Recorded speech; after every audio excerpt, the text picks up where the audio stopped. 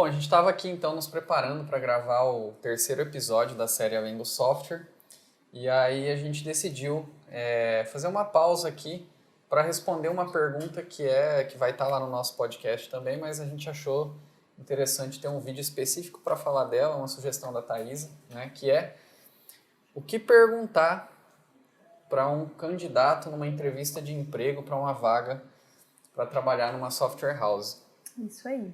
Bom, então o mais indicado é a gente trabalhar com um modelo de entrevista por competências, né? Então eu preciso saber quais são as competências que aquele cargo exige.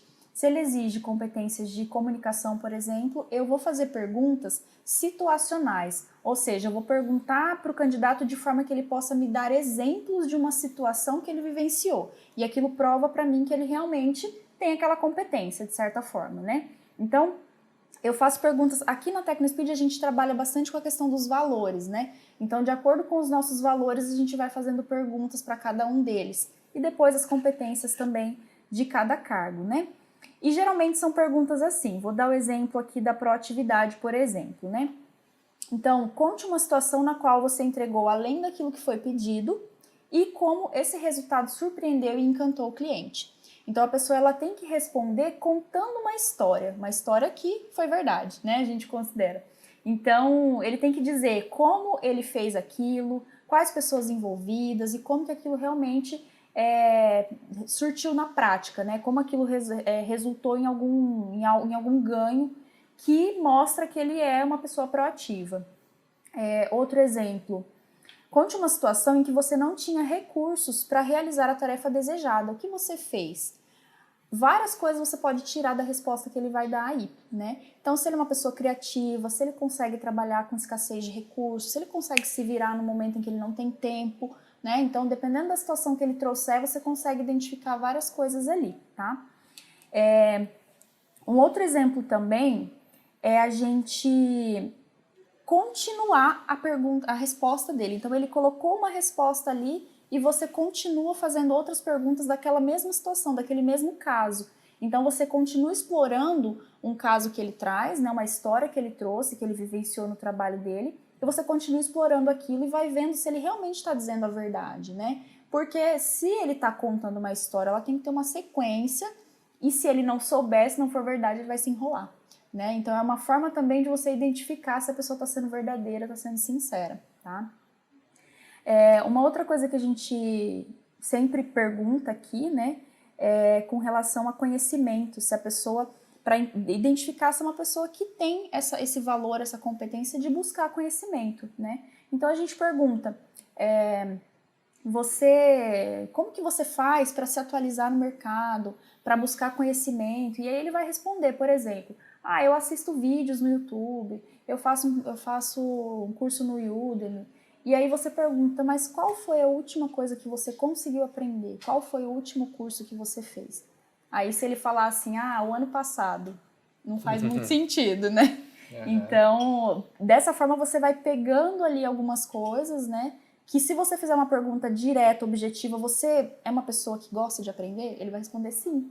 Acabou, não pode ele já ser respondeu. Uma pergunta fechada, né? Não pode ser uma pergunta fechada. É importante que sempre possibilite que ele te conte uma história, te conte uma situação que ele viveu, né? Isso é muito legal, porque ele vai trazer coisas muito bacanas. A ideia é sempre forçar ele a trazer vivências dele. Sempre. E até para você conseguir validar o quanto é verdade a resposta dele. Exatamente. Por exemplo, aqui, quais os planos de ação e estratégias que você utiliza para otimizar seus resultados? Você está fazendo uma pergunta mais genérica, o que você utiliza. Ele pode trazer informações de que ele gosta, de como ele gosta de fazer, como ele acha mais correto. Aí em seguida você pede, então me conte uma situação que você vivenciou dentro disso que você me falou. Né? Então aí ele não vai ter saída, ele vai ter que trazer uma situação real, né? Então isso enriquece tanto a entrevista e acaba se tornando um bate-papo, aí você consegue captar se ele é um cara que gosta de fazer aquilo que ele faz, porque ele vai contar aquilo com paixão, ele vai contar aquilo com empolgação, e você vai ficar empolgado também com ele, então... Tem que olhar como ele responde também, como não só ele o que responde também, exatamente, como ele responde. Se ele responde de uma forma muito apática, sem interesse, sem sem empolgação, não sei, né? Parece que ali não tá fazendo muito sentido. E, de repente ele tá contando uma coisa extremamente grandiosa de uma forma que não convence muito, né? Então tem que ter esse feeling também. Legal.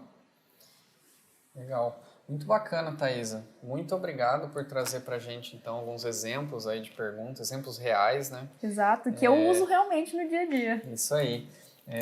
Então, se você que está aí nos assistindo gostou desse conteúdo que a Thaisa trouxe, desses materiais, quer saber mais sobre o que perguntar e como perguntar, como conduzir um processo de seleção, nós gravamos um episódio inteiro da nossa série Além do Software, onde a Thaisa explica tudo, como fazer cada etapa do processo seletivo, se tem que fazer teste, se tem que fazer entrevista, se faz online, se faz presencial, o que tem que observar, as tendências, né?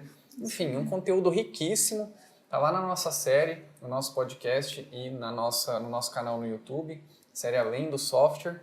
Aqui na descrição do vídeo tem os links para você acessar, para você assinar o nosso canal, para você ver ou ouvir esse material que está super rico. Convido você a dar uma olhada lá. Valeu, muito obrigado.